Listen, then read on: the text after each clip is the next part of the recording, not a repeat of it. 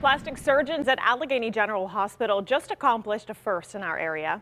They're among the first in the region to perform breast and colorectal reconstruction surgeries using a small robot that can make tiny incisions. We couldn't go inside the OR, but the hospital did give us video showing the robot in action. And I talked to one of the surgeons about how it works.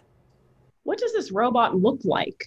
It has three components. One is the console where the surgeon works. To the side, there's an actual system that has all the computing power.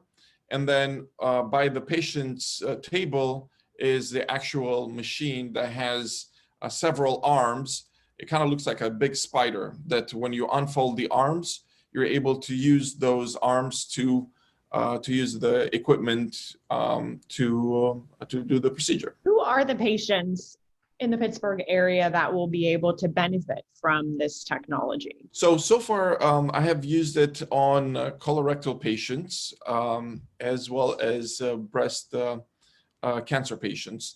Mm-hmm. We are working to use this same technology to help reconstruct head and neck defects that require free flaps that typically would require to have the mandible cut here and opened up.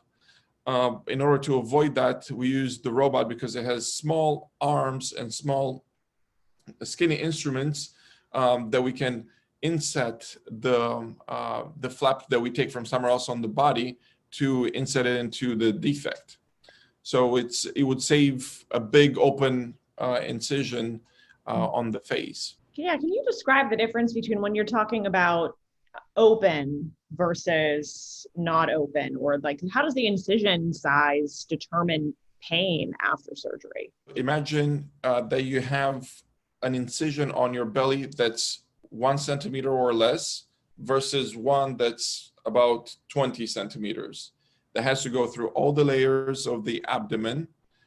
So there's a lot more pain associated with it because every time you move, that area moves. So the nerves, they cause discomfort.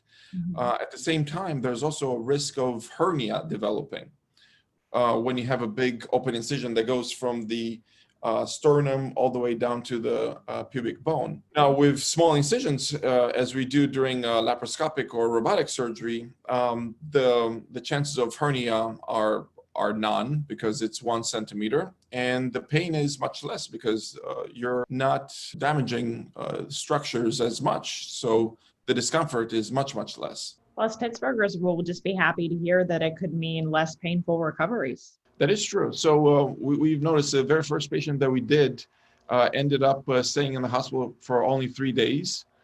Whereas most of these surgeries that when we take the rectus muscle, if we were to do it open, they would probably be in the hospital anywhere from 7 to 14 days. Well, good stuff. Best of luck using this new surgical system. Thank you so much for your time and for sharing all of the information. Thank you.